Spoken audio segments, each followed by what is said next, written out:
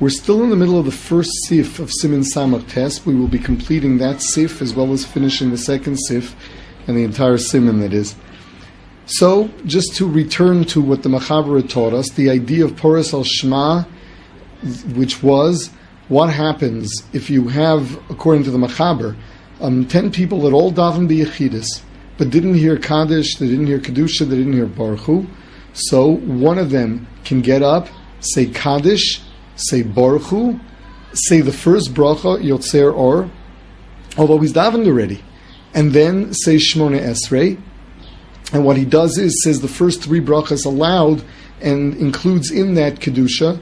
He will finish the Shmona Esrei and everybody else will just be able to walk away. We saw, first of all, that the Ramah disagreed with regard to the bracha of Yotzer Or. He said that should be skipped. The reason why the Mechaber had him say Yotzer Or is that it shouldn't look like a kofar. The Ramah was of the opinion that so long as everyone had answered Baruch Hashem Baruch Olam Vayed, it was understood that he was not a kofar. The other thing was the Mishnah Berurah brought the Machlokas, where he followed the opinion of the Radvaz, that if you have 10 people that already daven b'yechidus, when they daven b'yechidus, they lose their chiyuv of Kaddish Kedusha Baruch Hu as a tzibur, and therefore they couldn't do this. What you needed is at least one person that hasn't yet davened. Only such a person could be machayev, having a Poros al Shema, that somebody gets up and says Kaddish and Baruch Hu, and then later does Chazaras Hashatz, does a Kedusha. Further, we saw that if it's possible for the person himself who didn't hear to be the one that's doing the Pris al Shema, he should lechatchila be the one doing that. Meaning, you should not have somebody who davened already being the one that is saying Kaddish, Baruch Hu, and Yotzer Or, but you preferably should take that one person that did not daven yet. He should be the one that's saying Kaddish, Baruch Hu, says Birkas Kriya Shema, and then goes on and says Shmona Esrei, where he'll be saying the first three brachas of his Shmona Esrei aloud and include in that Kedusha. So let's go further.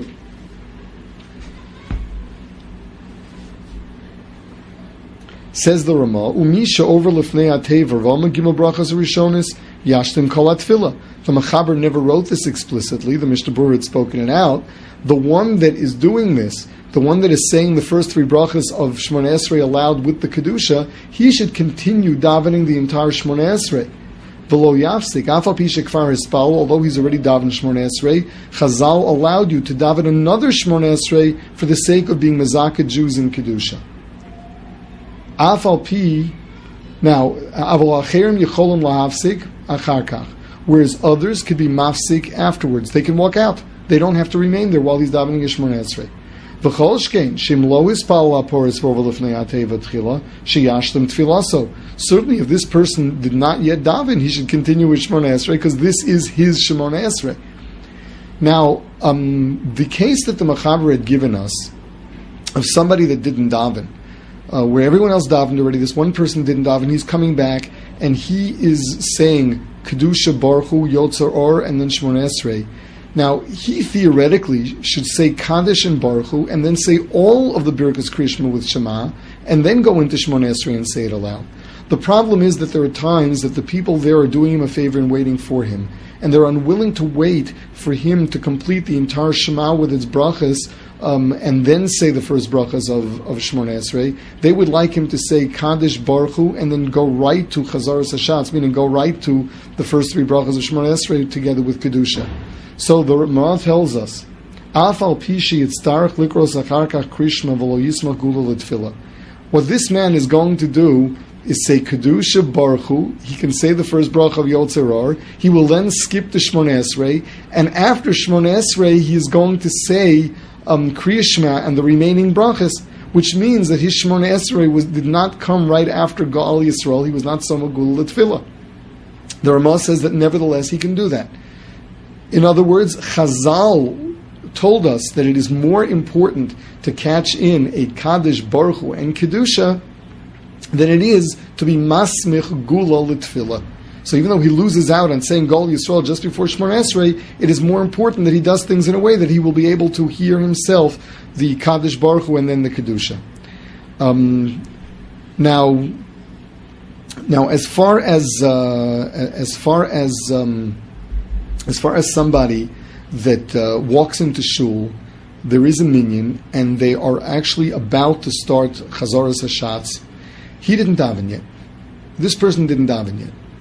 So the Mishnah Berurah says that what he could do is, based on this Ramah, is come in and just say chazaras hashatz. This way he's going to catch kedusha, say chazaras hashatz for everybody, and say shema and the brachas later. However, the Mishnah Berurah brings down that although the Machaber really holds that way and the Ramah, the Magen Avram disagrees. And the Magen Avram holds that this entire concept that the Machaber was Machadish, that the Ramah was Machadish, that it is more important to get Kaddish, Baruch Hu, and Kedusha than it is to be Masmech Gula L'Tfilah, the Magen Avram disagrees with that. Therefore, according to the Magen Avram, you should not do this. You should not just say Kaddish Baruch Hu and then Kedusha, skipping Shema and its brachas. This should only be done by someone that davened already. But in terms of someone who didn't daven yet, it is wrong to jump from Baruch Hu all the way to Shemona Esrei, thus not being Masmich Gula L'Tfilah. Now, in the case of somebody that is going to do the first part, the Poris al Shema, which is the Kaddish and the Baruch Hu, and that a person is allowed to do. He can do a Kaddish and a Baruch Hu, and after which he will continue regularly. Say even after the Magen Avram, so the thing to do then would be, come into shul, you realize that you've missed Baruch Hu, so what you can do is, after davening, wherever you're holding, after their davening, wherever you're holding, you can say Kaddish and Baruch Hu. That would be the Pashtus. So the Mishnah Berurah gives a case of someone that walked into shul very late. He wants to now say Kaddish and Baruch Hu, and then what he would like to do is finish davening, but he has a problem. His problem is that he just started Psukei de Zimra, and by the time he finishes Psukei de Zimra, there will not be a minyan left in the shul for him to do a Kaddish and a Baruch Hu. Says the Mishnah Berurah, it is mutter for him to skip parts of Psukei de Zimra. It is mutter for him to say Baruch Sha'amar, Ashrei, Yishtabach, and then say Kaddish Baruch Hu and start Yotzer Or, and then continue regularly. The same way that you are allowed to be makatzer in Psukei de Zimra for the sake of Tefillah B'Tzibur, the Mishnah Berurah holds you're allowed to be makatzer in Tefillah B'Tzibur, makatzer in Psukei de Zimra for the sake of being able to be Paras al Shema, so that you're going to get a Kaddish and a Baruch Hu. Now, in the case of somebody who walks into shul just as everyone's about to leave, there is not even enough time to say Baruch Shamar Ashrei and Yishtabach. What should he do? The Mishnah Berurah holds that what he should do is say Kaddish and Baruch Hu, and then let everybody leave, and then he can go back and start from Psukei de Zimra. He should then say Baruch Shamar, all of Psukei de Zimra, Yishtabach, and go through the whole rest of davening in order. In other words, all he ended up doing was make use of the minyan to say Kaddish and Baruch Hu, although he was not up to that. So the din of Paras al Shema allows a person to simply say Kaddish and Baruch Hu if he missed it, regardless of where it is. He's in the middle of his davening, or he's at the end of his davening, or he hasn't davened yet at all. He's allowed to say a Kaddish together with a Baruch Hu. Now we go further in the Ramah. Va'osr lahasik b'dvarim elu ben gula l'tfilah. A person should not do this if he is after Gal Yisrael before Shemona Esrei. Or Krishma or Birchos. In the middle of Krishma or Birkos Krishma, a person should not be Paras al Shema.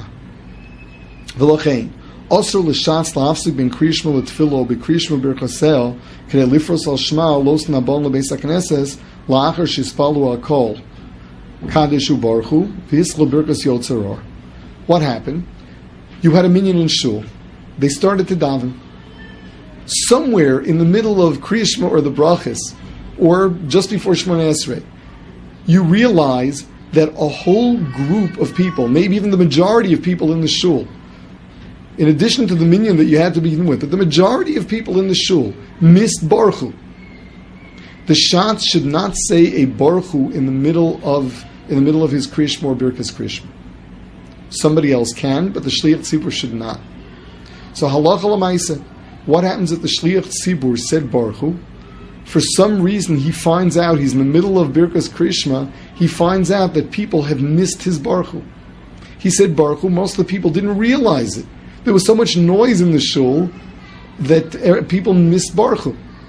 So the halacha will be that if he already started Birkas Kriya Shema, he cannot say Baruch Hu a second time. Another person could, for the sake of all those who didn't hear it.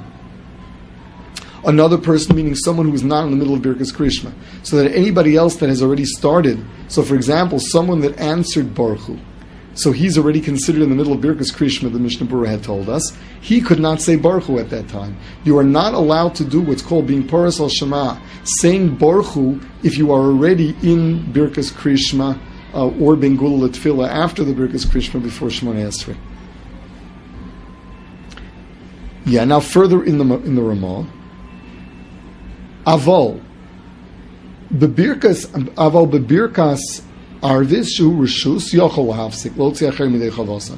The Ramah says that if this happened in Mariv, then there's no problem of being mafsik in the middle of Krishma and the brachas for this, or at least the brachas for the sake of being motzi others. Now, the Achronim asked the kasha that the Ramah in this very sif had told us that the minig is not to be paras al shema for Mariv. Since there is no takana of a kaddish before the Baruch Hu of Mariv, Chazal didn't make a din of being paras al shema by Mariv. Why here is he telling us that not only can you be paras al shema, but that you can even do it in the middle of Birkas Kriya Shema? So the Achronim say that this is only going in a place where their minhag is to be paras al shema in Mariv. But for those who don't have that minhag and follow the Ramah that there is no takana being paras al shema from Mariv, they should not be mafsik in the middle of the brachas. In fact, they shouldn't be paras al shema altogether in Mariv.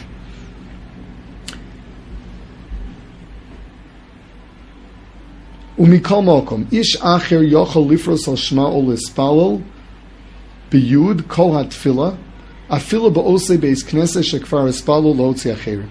Says the Ramah now, in a place where they davened already, someone else can be paras al shema, or for that matter, someone could do an entire davening after the first minyan finished. Lo tziachem yidei chavasam. Rak, but he gives a condition. Shelo yamod hachazan hasheni b'makom she'omar harishon.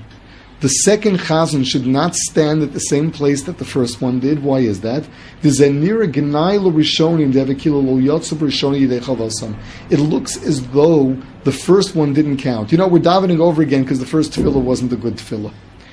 So this halacha would mean that once you have a minyan in shul, for someone else to make a minyan afterwards and daven before the Amud would be a problem, because it looks as if he's saying that the first minyan wasn't Yotza, unless he stands in a different place. I mean, the Shliach Tzibur could not stand at the Amud where the first one did. Says the Ramah, V'nira li dafka shadayin harishon bebeis hakneses al sheishlimu sidram. This is only referring to when the original minyan is still there, just that they finished davening. Avalim Yotzu or Rishonim. If the first minyan is gone, so there he says, Yuchal lamon hachazan af b'makom she'omar harishon. There the chazan could stand even where the first one did. The Mishnah Berurah gives another case, and he says that if the shul has a kfiyas of several minyanim, the second minyan is allowed to start davening in the same place that the first one did, even if everybody of the first minyan is still present. So you don't have the Ramaz heter, but we have the heter of the fact that this is a beis knesses that is, or beis medrash, that in which there's a kfiyas to have more than one minyan, and there he'd be allowed to stand there. The Mishnah Berurah also says that someone who already davened is allowed to serve as a shliach tzibur for a minyan that didn't daven yet. If they need somebody to daven, they don't have anybody. They need someone to daven for Amud. Even though a person was already Yotze and heard Chazaras Hashatz, he is allowed to daven for Amud the second time if there's really nobody else to daven. The same way that the halacha would be that you're allowed to be Poras al Shema for the sake of a tzibur, you can actually do an entire Chazaras Hashatz for the sake of the tzibur. Sif Beis Suma Afal Pishal Aroma Oris Miyamav Poras al Shema.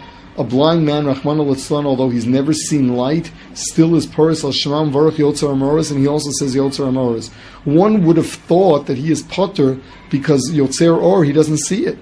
Shehunene b'm'oris shoram acherim sheyoruhu aderech hashiyelach ba. He still benefits from the fact that others sees that they can show him where to go. A cotton should not be Paras al-Shema, the Mishnah Berurah says, and altogether the Mishnah Berurah Shita is that